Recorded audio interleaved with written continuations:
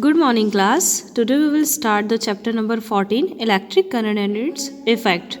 So, in today's world, electricity is an important source of energy. We know that जितना भी changes हमारे surrounding में आया है या जितना भी अपडेट हम लोग हुए हैं वो कहीं ना कहीं इलेक्ट्रिसिटी की ही देन है.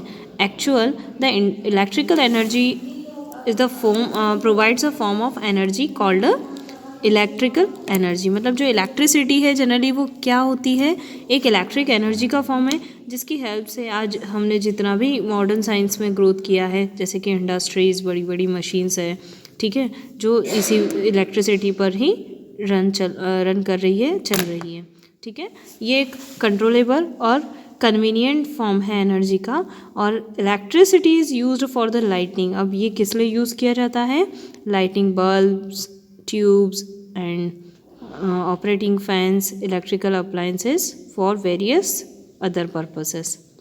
In this chapter we will study about the various component of the electric circuit and the effect of electric current in detail. मतलब जो भी इलेक्ट्रिक सर्किट कंपोनेंट है इलेक्ट्रिक सर्किट के, उसके बारे में और इलेक्ट्रिक करंट का क्या इफ़ेक्ट पड़ता है उसका हम डिटेल इस चैप्टर में देखेंगे. Symbols for electrical components. अब पहले तो हम इलेक्ट्रिकल कंपोनेंट्स या गैजेट्स वगैरह में भी आपने कुछ देखा होगा, सर इलेक्ट्रिकल सर्किट बने हुए देखे, तो उसके बारे में पढ़ेंगे. The components such as cells, bulbs and wires in electric circuit are called element. किसी भी इलेक्ट्रिकल सर्किट को बनाने के लिए जो जो कंपोनेंट आप यूज़ करते हो उन्हें हम एलिमेंट्स कहते हैं. एलिमेंट्स मतलब जैसे इलेक्ट्रिक एनर्जी कहाँ से मिलेगी? सेल से. तो सेल एक कंपोनेंट हो गया, ठीक है. फिर बल्ब है, फिर वायर है, स्विच है, ये सभी इलेक्ट्रिक सर्किट के एलिमेंट्स कहलाते हैं. To draw the electric circuit by making the actual diagram of the cell, battery, switch, bulb, etc. is very difficult. So take a lot of time. So the scientists have a device understand circuit symbol for an electrical component which are easy to show and understand electrical connection in simple way. यानी कि जब हम किसी भी electric circuit को draw करते हैं तो ये जो गैजेट्स क्या किसी भी नॉर्मल इलेक्ट्रिकल सर्किट को ड्रॉ करेंगे तो उसके अंदर के जो कंपोनेंट्स होते हैं जैसे सेल, बैटरी, बल्ब वगैरह, इनको बनाना थोड़ा टाइम कंज्यूमिंग रहता है, थोड़ा डिफ़िकल्ट भी रहता है. इसलिए साइंटिस्ट ने क्या किया, इनके लिए एक अप्रोप्रिएट सिंबल डिसाइड कर दिए ताकि सर्किट को बनाने में भी टाइम कम लगे और उस सिंबल से हम ये समझ भी सकते हैं कि वो कौन से एलिमेंट होते हैं. तो यूनिवर्सली एक्सेप्टेड सर्किट सिम्बॉल्स होते हैं ये, जो कहीं भी किसी भी कंट्री में अगर उस सर्किट को समझा या पढ़ा जाता है तो सभी जगह उन सर्किट सिंबल का मीनिंग सेम रहता है.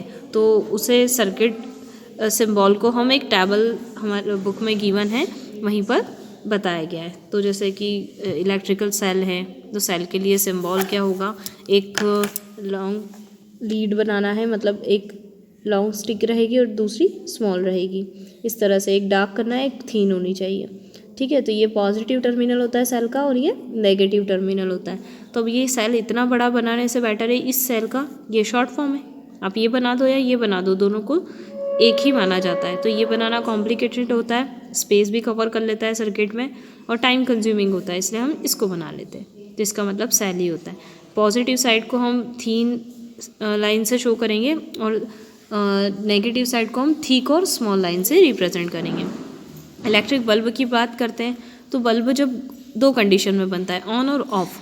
ऑन कंडीशन में हम लोग इस तरह से लाइन करते हुए शो कर देते हैं कि बल्ब ऑन है और जहाँ पर लाइनिंग नहीं हो वहाँ पर बल्ब ऑफ है, ठीक है. और नॉर्मली आप इसे इस तरह से गोल टर्न लेकर बना सकते हैं. Now switch in position, in on position, यानी अगर कोई स्विच है, ठीक है, और वो ऑन पोजीशन में सर्किट से कनेक्शन बना रही है तो उसको इस तरह से दो डॉट बना के एक लाइन शो करते हैं. जबकि ऐसी स्विच जो ऑफ पोजीशन में है तो उसे हम इस तरह से खुला हुआ दिखाते हैं, ठीक है. बैटरी के लिए क्या सिंबल है, तो बैटरी जनरली क्या होती है, कई सारे सेल्स का कॉम्बिनेशन होती है, तो कई सारे सेलों को मिलाकर बनाई जाती है. तो वहाँ पर पॉजिटिव नेगेटिव, देन नेगेटिव को अगले पॉजिटिव, देन नेगेटिव को अगले पॉजिटिव से, देन नेगेटिव, ठीक है. तो इस तरह से कई सारे सेल्स के कनेक्शन को हम जोड़ के बैटरी के सिंबल को रिप्रेजेंट करते हैं. वायर की बात करते हैं तो नॉर्मली वायर एक कंडक्टर होता है जिसे हम सिंपली लाइन से रिप्रेजेंट कर सकते हैं। Wire crossing without being connected, मान लो एक वायर सर्किट में ऐसा है और दूसरा वायर वहीं से उसके पास से जा रहा है लेकिन उससे टच नहीं हो रहा है क्योंकि दोनों के ऊपर इंसुलेशन है, ठीक है, दोनों का आपस में कोई कनेक्शन नहीं है, बस एक वायर है और दूसरा वायर उसके ऊपर से पास हो रहा है, तो उसके लिए हम उसको जंप वाला सिंबल बनाएंगे। ये टर्न लेना है, इसका मतलब होता है जंप। नॉर्मली एक वायर है और दूसरा वायर वहाँ से उसके पास से जा रहा है तो ऑब्वियसली वो उसके ऊपर से जाएगा, नीचे से जाएगा, तो इसलिए हमने ये बना दिया ताकि ये इसके ऊपर से जंप कर रहा है। वायर कनेक्टेड टुगेदर, और जब इसी तरह दो वायर आपस में जॉइंट होते हैं तो फिर हम उसके सिंबल को ऐसे रिप्रेजेंट करते हैं, ठीक है। नाउ फिक्स्ड रेजिस्टेंस, तो रेजिस्टेंस मतलब जो करंट के लिए एक बैरियर होता है, तो एक रेजिस्ट करता है करंट को, तो उसके लिए सिंबल होगा इस तरह से जिगजैग पाथ, ठीक है। तो हम स्टार्ट करते हैं one by one electrical battery से। तो पहले हम सेल को पढ़ेंगे अच्छे से, देन बैटरी के बारे में पढ़ेंगे। तो जनरली इलेक्ट्रिकल सेल होता है वो कॉमन सोर्स होता है इलेक्ट्रिक करंट का, जो कई सारे डिवाइसेस में यूज़ किया जाता है। तो कई इलेक्ट्रिकल अप्लायंसेस जैसे कि torches, transistor, TV remotes, electrical clocks, watches, electronic toy, ठीक है, इन सभी में जो करंट मिलती है वो हमें इलेक्ट्रिक एनर्जी जो हमें मिलती है या इलेक्ट्रिक करंट की बात भी कह सकते हैं, तो वो हमें इस इलेक्ट्रिकल सेल से मिलती है। जितने इलेक्ट्रिक सेल्स होते हैं उनमें दो टर्मिनल पाए जाते हैं, एक पॉजिटिव और एक नेगेटिव, ठीक है, और वो पॉजिटिव नेगेटिव टर्मिनल उस सेल पर प्रिंट कर दिए जाते हैं जिससे हमें समझ में आ जाता है। पर अगर हमें ये समझ ना आ रहा हो कि कौन सा पॉजिटिव कौन सा नेगेटिव है, तो किसी भी सेल या बैटरी में जो उभरा हुआ हिस्सा होता है वो पॉजिटिव होता है, जो फ्लैट होता है वो नेगेटिव टर्मिनल होता है, ठीक है। अब बैटरी के अंदर क्या होता है, तो बैटरी के अंदर इलेक्ट्रिक सेल्स को आपस में सीरीज़ या पैरेलल कॉम्बिनेशन से जोड़ा जाता है, और बैटरी का मतलब होता है कई सारे सेलों को मर्ज करके बनाई गई एक डिवाइस, जहाँ पर इंडिविजुअल हर एक सेल की एनर्जी टोटल होकर पूरी बैटरी के रूप में रिप्रेजेंट होती है। यानी कि जितने भी नंबर ऑफ सेल्स उसमें लगाए गए हैं, जो आइदर सीरीज़ और पैरेलल, उन सभी की एनर्जी का कंबाइंड फॉर्म बैटरी में होता है। Battery in which cells are connected in series, अब हम ऐसी बैटरी के बारे में पढ़ेंगे जिसमें सेल सीरीज़ में कनेक्ट है।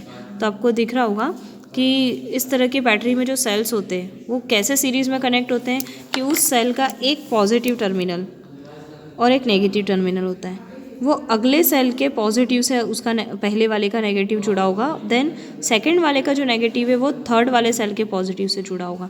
तो इस तरह से नेगेटिव पॉजिटिव के कॉम्बिनेशन बीच में बनते जाते हैं और लास्ट में उसे एक वायर से कनेक्ट करके बल्ब से कनेक्ट कर दिया जाता है, ठीक है। तो ये इस तरह की चेन को हम सीरीज़ कनेक्शन कहते हैं।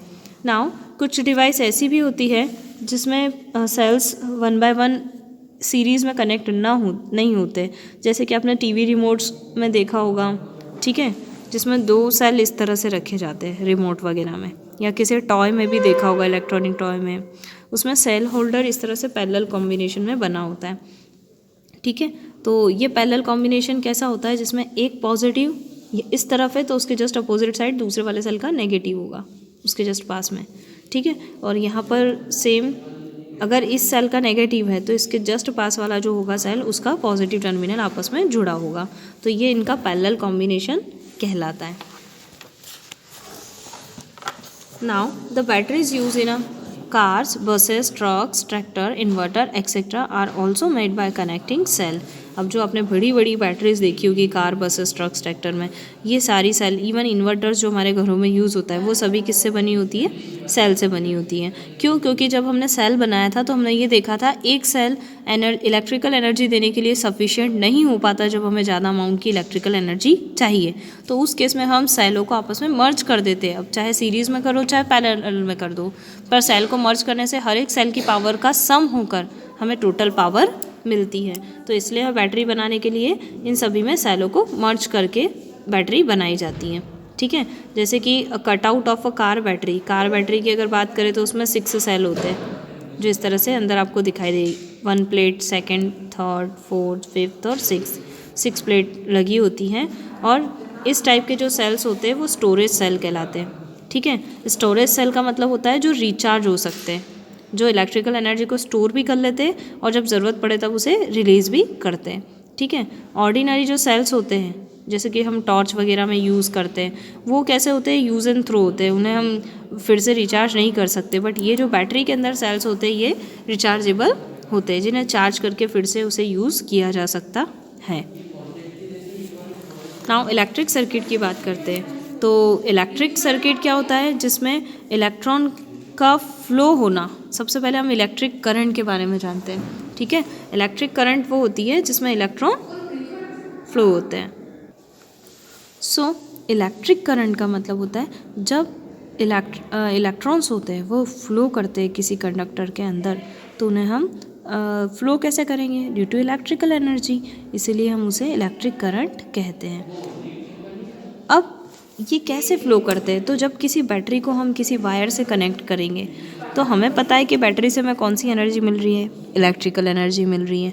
और जब हम किसी वायर से उसे कनेक्ट करते हैं तो बैटरी के पॉजिटिव टर्मिनल से करंट कहाँ फ़्लो करती है, बैटरी के नेगेटिव टर्मिनल में। ऐसा क्यों होता है, क्योंकि हमेशा इलेक्ट्रॉन जो होते हैं वो बैटरी के नेगेटिव टर्मिनल से कहाँ की तरफ फ़्लो करेंगे, बैटरी के पॉजिटिव टर्मिनल की तरफ। तो जो आपकी इलेक्ट्रिक करंट होती है, ठीक है, वो हमेशा इलेक्ट्रॉन की डायरेक्शन के अपोजिट डायरेक्शन में फ़्लो करेगी। यानी कि बैटरी के नेगेटिव टू पॉजिटिव टर्मिनल में जब इलेक्ट्रॉन फ़्लो करते हैं तो बैटरी के पॉजिटिव टू नेगेटिव टर्मिनल में इलेक्ट्रिक करंट फ़्लो करेगी। तो path along which the electric current can flow is called electric circuit. और वो पूरा रास्ता जिसमें कोई भी इलेक्ट्रॉन बैटरी के नेगेटिव टर्मिनल से चलकर उसी बैटरी के पॉजिटिव टर्मिनल तक पहुंच जाता है, वो पूरा पाथ इलेक्ट्रिक सर्किट कहलाता है, ठीक है। अब जनरली जो कंपोनेंट लगे होते हैं इलेक्ट्रिक सर्किट में उसके बारे में हम देखेंगे। A source of electric current. अब सबसे पहले किसी भी इलेक्ट्रिक सर्किट को बनाने के लिए आपको वो सोर्स चाहिए जिसमें इलेक्ट्रिक करंट जनरेट कर सके, जो आपको इलेक्ट्रिकल एनर्जी दे सके। तो वो सोर्स के वो कंपोनेंट क्या होता है उस इलेक्ट्रिक सर्किट में, सोर्स ऑफ इलेक्ट्रिक करंट, यानी कि सेल और बैटरी। यही दो ऐसे जो जिससे आपको इलेक्ट्रिक करंट मिलेगी। सेकेंड है, अब जैसे ही ये सोर्स आपके पास है तो करंट को बैटरी के नेगेटिव टू पॉजिटिव टर्मिनल के लिए फ़्लो करवाने के लिए उसके कंडक्टर तो चाहिए, मतलब कोई रास्ता चाहिए। वो किसकी हेल्प से आपको मिलेगा, वायर की हेल्प से, यानी कि कॉपर वायर आपने देखे होंगे सर्किट में जो हम सेल से कनेक्ट करते हैं, ठीक है। तो थर्ड में क्या होगा, इलेक्ट्रिकल अप्लायंसेस। मतलब अगर आपको अप्लायंसेस यानी कि आप इलेक्ट्रिक सर्किट का यूज़ क्यों कर रहे हो, आपको कोई अप्लायंसेस रन करना है ना, कुछ ऑपरेट करना है, तो वो जो भी अप्लायंसेस आप यूज़ करोगे उसके लिए आप उस अप्लायंसेस को पहले उस सर्किट के अंदर कनेक्ट कर दोगे। यानी कि सपोज़ कीजिए हमें कोई बल्ब ग्लो करना है, तो यहाँ पर इलेक्ट्रिक अप्लायंसेस क्या हो गया, बल्ब, ठीक है, उसे भी हम वायर से कनेक्ट कर देंगे।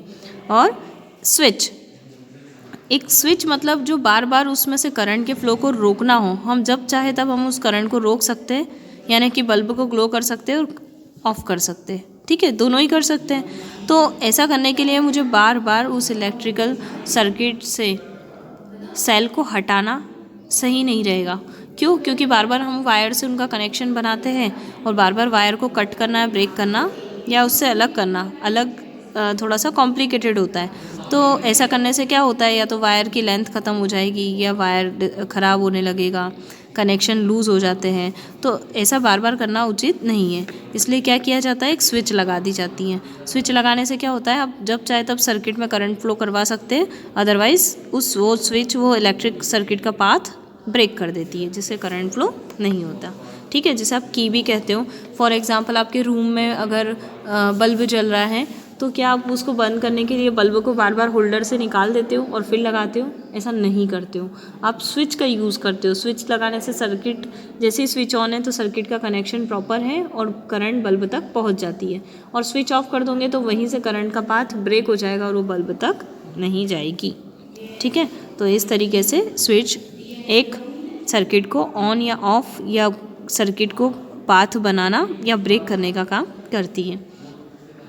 अब electric path which start from the positive terminal of cell, एक ऐसा पाथ जहाँ पर करंट फ्लो करती है जिसे हम इलेक्ट्रिक पाथ कहते हैं, जिसमें जो सेल के पॉजिटिव टर्मिनल से शुरू होती है और सेल के नेगेटिव टर्मिनल की तरफ ख़त्म होती है, बिना बीच में किसी ब्रेक के उसे हम क्लोज्ड सर्किट या क्लोज्ड पाथ सर्किट कहते हैं। उसे हम कंप्लीट सर्किट भी कहते हैं, क्योंकि ये करंट सीधे पॉजिटिव से कहाँ की तरफ जाती है, नेगेटिव तक, और बीच में किसी टाइप का ब्रेक नहीं होता, तो वो क्लोज सर्किट कहलाता है। लेकिन अगर यही करंट पॉजिटिव से स्टार्ट हो और नेगेटिव तक नहीं पहुंच पाए, किसके कारण, या तो वायर बीच में ब्रेक हो जाए या सर्किट इनकम्प्लीट है, ठीक है, तो ऐसे सर्किट को हम कहते हैं इनकम्प्लीट इलेक्ट्रिकल सर्किट और ओपन सर्किट, जिसमें करंट फ्लो नहीं करती, जिसमें कोई अप्लायंसेस आपका यूज़ नहीं हो पाएगा क्योंकि करंट को पाथ नहीं मिला है। Now circuit diagram. Circuit diagram से हम इसे समझेंगे। एक ऐसा diagram which shows the arrangement of a various electrical component in electric circuit with the help of their symbol is called a circuit diagram. यानी कि एक सर्किट डायग्राम मतलब एक डायग्राम है जो आपको ये शो करता है कि जितने भी इलेक्ट्रिकल कंपोनेंट आपने इलेक्ट्रिक सर्किट में लगाए हैं उन सभी को सिंबल वाइज उस सर्किट में आप शो कर सकते हो और उस पूरे सर्किट को समझ सकते हो। फॉर एग्जांपल नीचे जो सर्किट गिवन है उसमें आपको नज़र आ रहा है कि एक बल्ब आपने फिट किया है, बल्ब के बाद अब एक सेल लगा हुआ है, एक स्विच लगी हुई है, तो ऐसा डायग्राम जिसके अंदर आप सारे इलेक्ट्रिकल कंपोनेंट को शो कर देते हो, है ना, उनके सिंबल्स बनाकर और आपस में कनेक्शन को भी शो करते हो, तो ये डायग्राम सर्किट डायग्राम कहलाता है। ठीक है, अब जैसे बल्ब का सिंबल तो गिवन है, लेकिन ऊपर लाइटिंग होने से हमको ये समझ आ रहा है कि बल्ब अभी क्या कर रहा है, ग्लो कर रहा है। ठीक है, जैसे अभी मैंने आपको सिंबल्स बताए थे। स्विच कैसी है, क्लोज है या ओपन है, तो स्विच क्लोज है। सेल लगा हुआ है, सेल का पॉजिटिव टर्मिनल कहाँ जुड़ा है, स्विच से, ठीक है, और सेल का नेगेटिव टर्मिनल किससे जुड़ा हुआ है, बल्ब से, और स्विच का दूसरा वाला एंड कहाँ से जुड़ा है, बल्ब से। तो इस तरह से जो कनेक्शन आपको प्रॉपर समझ आ रहे हैं वो सर्किट डायग्राम कहलाता है। ठीक है, अब इलेक्ट्रिक सर्किट होता है, उसमें सेल है, बल्ब है और एक ओपन स्विच है। उसको भी आप ड्राइंग से मतलब सर्किट डायग्राम बनाकर दिखा सकते हो। देखो दोनों डायग्राम की अपनी अपनी पहचान है। पहले डायग्राम में आप सिंबल से समझ सकते हो कि स्विच क्लोज है यानी करंट फ्लो हो रही है, करंट फ्लो हो रही है यानी बल्ब ग्लो करेगा। सेकंड डायग्राम से आप समझ सकते हो कि स्विच ओपन है तो करंट का कोई पाथ नहीं है, ये ओपन सर्किट है, ओपन सर्किट है तो बल्ब डज नॉट ग्लो। ठीक है, अब एक्टिविटी फर्स्ट देखेंगे। To show that electric current flows in a close circuit and stop in a open circuit. यहाँ पर हम जैसे मैंने अभी आपको डायग्राम में समझाया वैसा ही एक एक्टिविटी परफॉर्म करेंगे, जिसमें ये देखेंगे कि ओपन सर्किट में करंट फ्लो नहीं होती जबकि क्लोज सर्किट में करंट फ्लो होती है। उसके लिए आप एक सेल लीजिए, एक स्विच लीजिए, कुछ कॉपर वायर के पीस ले लीजिए और एक बल्ब लेना है और एक बल्ब होल्डर लेना है। ठीक है, और ये जैसा आपको सर्किट में गिवन है वैसा ही आपको यहाँ पर कनेक्शन बनाना है। एक सेल लिया है, सेल के पॉजिटिव टर्मिनल को से एक वायर का छोटा सा पीस कनेक्ट कर लीजिए। ठीक है, और सेकंड साइड सेल का जो नेगेटिव टर्मिनल है उसे बल्ब के एक नेगेटिव टर्मिनल से जोड़ दीजिए। ठीक है, बल्ब के लिए कोई आइडेंटिफिकेशन नहीं रहेगा, दोनों में से कोई भी टर्मिनल कुछ भी समझ सकते हैं आप, बट याद रखिएगा कि दोनों टर्मिनल आपस में कनेक्ट नहीं होना चाहिए। अगर आप बल्ब का एक टर्मिनल से अपने नेगेटिव को जोड़ा है तो दूसरे वाले टर्मिनल से एक अलग वायर होगा कॉपर का, जो किसकी तरफ होगा, सेल के पॉजिटिव टर्मिनल की तरफ होगा। उस बीच में हमने स्विच का काम करने के लिए एक सेफ्टी पिन का यूज़ किया है जो हमारे स्विच का काम करेगी, जो सर्किट को क्लोज ओपन कर सकती है। ठीक है, तो एक स्विच लगी हुई है जो बल्ब और सेल के बीच में है। ठीक, अब आपने उस स्विच को ऑन किया तो आप देखोगे कि बल्ब करंट फ्लो होती है और करंट को एक पूरा पाथ मिल जाता है, यानी पॉजिटिव टर्मिनल से नेगेटिव टर्मिनल तक फ्लो करवाने के लिए, जैसा कि यहाँ पर एरो से करंट की डायरेक्शन दिखाई गई है आपको। ठीक है, पॉजिटिव टर्मिनल से करंट फ्लो होती है और कहाँ की ओर जा रही है, नेगेटिव टर्मिनल की तरफ। तो इस तरह करंट को एक पूरा पाथ मिल रहा है, और जब तक पूरा पाथ नहीं मिलता क्लोज सर्किट नहीं बनता। क्लोज सर्किट यानी कंप्लीट सर्किट, और इसी कंप्लीट सर्किट के कारण बल्ब ग्लो करता है। सेकंड केस में अपने सिंपल वो जो स्विच आप यूज़ कर रहे थे एज अ सेफ्टी पिन, ठीक है, उसे आपने थोड़ा सा इस कनेक्शन से दूर कर लिया, यानी कि इस केस में आप ये समझेंगे कि स्विच कैसी है, ओपन है। ओपन है तो जो करंट यहाँ से फ्लो कर यहाँ तक पहुँचनी चाहिए थी वो यहीं से ब्रेक हो गई, वो करंट इस वायर से होती हुई यहाँ पहुँच ही नहीं पाएगी। तो इस केस में अगर स्विच ओपन है तो उसे हम इनकम्प्लीट या ब्रेक सर्किट कहते हैं। तो इसके कारण बल्ब ग्लो नहीं करेगा। तो इस एक्टिविटी से हमें ये समझ में आया कि स्विच ऑन होने के कारण करंट को पाथ मिलता है और वो क्लोज सर्किट बनाती है और करंट फ्लो होती है, जबकि स्विच क्लोज होगी तो करंट को पाथ मिलेगा और ओपन होगी तो करंट को पाथ नहीं मिलेगा। नाउ इलेक्ट्रिकल रेजिस्टेंस की बात करते हैं, ठीक है। तो car moves with a greater easy on a smooth road than a bumpy road. आपको पता है कि कोई भी कार अगर प्लेन और सिंपल रोड है तो वो इजीली स्मूथ रोड पे इजीली रन कर पाएगी, बट अगर बम्पी रोड आ गया जहाँ पर बम्प्स ज़्यादा है तो वहाँ पर वो रन करने में मतलब स्मूथली रन नहीं कर पाएगी। ऐसा क्यों होता है? क्योंकि जो बम्प वाले रोड होते हैं वो उन्हें ज़्यादा फोर्स ऑफ फ्रिक्शन अप्लाइड करते हैं, जिसके कारण कार की स्पीड स्लो रहती है, ठीक है। तो सिमिलरली कुछ मटेरियल ऐसे होते हैं जो करंट, जैसे आपने कार का एग्जांपल लिया ना कि रोड के कारण कार को भी रेजिस्टेंस ऑफर होता है या फ्रिक्शन फोर्स के कारण कार की स्पीड स्लो हो जाती है, सेम उसी तरह जब कोई करंट भी किसी सर्किट के अंदर फ्लो होती है तो करंट फ्लो करवाने के लिए जो मटेरियल होते हैं, जैसे यहाँ पर हम वायर की बात करते हैं, ठीक है। तो वायर किसका होता है? कॉपर का बना होता है, तो वो एक मटेरियल है। तो ऐसे जो भी मटेरियल होते हैं जो करंट फ्लो करवाते हैं एक टर्मिनल से दूसरे टर्मिनल तक, वो करंट की खुद की एक प्रॉपर्टी होती है जो वो जिसके कारण वो करंट का अपोज करते हैं। मतलब वो जो मटेरियल होते हैं वो खुद कुछ अमाउंट में करंट पे एक फोर्स लगाते हैं, एक अपोजिंग फोर्स लगाते हैं जो उसे फ्लो करने से रोकने की कोशिश करते हैं, जैसे कि फ्रिक्शन फोर्स वर्क करता है, सेम उसी तरह। तो ये जो प्रॉपर्टी होती है मटेरियल की जिसके द्वारा वो करंट के फ्लो का अपोज करते हैं, यानी अपने खुद में से फ्लो होने से उसे रोकते हैं, ऐसी प्रॉपर्टी कहलाती है resistance. The lower the resistance the greater in current flow. जैसे कि हम कॉपर और एल्यूमिनियम इन्हीं के वायर क्यों सेलेक्ट करते हैं करंट फ्लो करवाने के लिए? क्योंकि ऐसे मटेरियल कम से कम रेजिस्टेंस ऑफर करते हैं, यानी ज़्यादा से ज़्यादा इनमें से करंट फ्लो होती है, ठीक है।